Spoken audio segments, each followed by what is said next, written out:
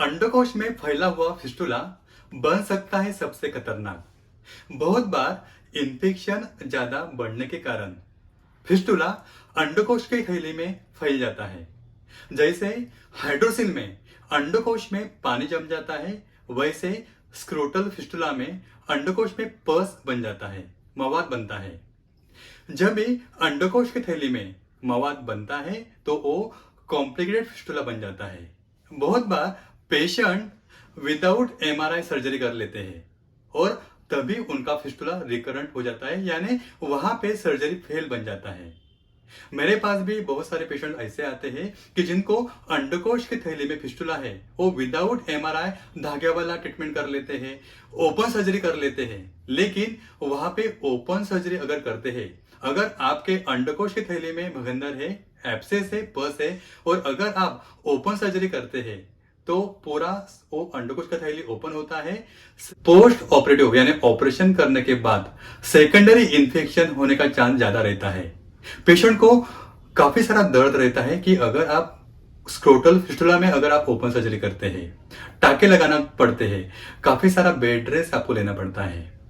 और ये जो है, अगर आपके अंडकोश के थैले में फिस्टुला है यानी कॉम्प्लिकेटेड फिस्टुला है, तो काफी सारे दिक्कतें यानी सेक्स करने में दिक्कतें आ सकती है। अगर आप प्रेगनेंसी का प्लान कर रहे हैं तब भी आपको काफी सारे परेशानी हो सकती है।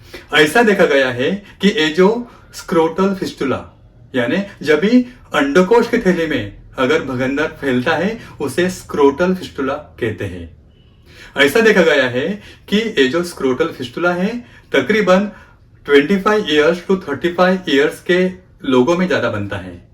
तो अगर आपको स्क्रोटल फिस्टुला है तो प्रेगनेंसी में भी आपको दिक्कतें आ सकती है।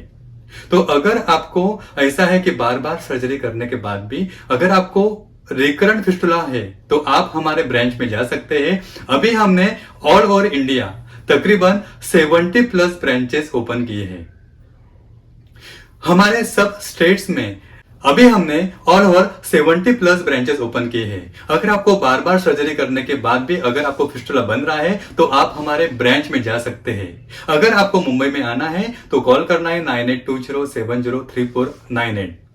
पहली बात का ख्याल रखना है कि अगर आपके अंडकोश के थैले में अगर फिस्टुला है तो आपको एमआरआई फिस्टुलोग्राम करना है। बहुत बार पेशेंट एमआरआई नहीं करते, तो अगर वहां पे अगर ब्रांचेस है, अगर आप अंडकोश में अगर देखते हैं तो उसमें अंडाकोश की थैली रहती है, उसमें 2 टेस्टिस रहते हैं जिसको हम अंडाशय बोलते हैं। और वहां पे अगर ज्यादा पस अगर बनता है, ज्यादा मवाद बनता है, तो कभी कभार जो पेशाब का नली भी रहता है जिसे हम यूरेथ्रा कहते हैं, उसमें भी वो फिस्टुला बन जाता है, जिसे कहते हैं यूरेथ्रल फिस्टुला। अगर यूरेथ्रल फिस्टुला अगर बनता है तो काफी सारा कॉम्प्लिकेटेड फिस्टुला वहां पे बन जाता है। तो बहुत बार ये जो यूरेथ्रल फिस्टुला जो है वो भी काफी सारा रिकरेंट रहता है। तो अभी मेरे पास बहुत सारे ऐसे पेशेंट्स आते हैं कि जो अंडकोश के थैली में जो स्क्रोटल फिस्टुला वाले पेशेंट्स रहते हैं या यूरेथ्रल फिस्टुला वाले पेशेंट रहते हैं, तो काफी सारे रिकरेंट यानी ऑपरेशन वहां पे फेल हो जाता है। तो एक बात मैं आपको बताना चाहूंगा कि अगर आपको अंडाशय के थैली में अगर फिस्टुला है तो आपको ओपन सर्जरी नहीं करना है, क्योंकि अगर आप ओपन सर्जरी करते हैं तो पूरा का पूरा अंडकोश ओपन हो जाता है। जैसे हाइड्रोसिल में अंडकोश में पानी बन जाता है, वैसे स्क्रोटल फिस्टुला में अंडकोश की थैली में पस बन जाता है, वहां पे मवाद बन जाता है। तो ठीक है दोस्तों, फिर मिलते हैं आने वाले नए वीडियो में। तब तक के लिए धन्यवाद।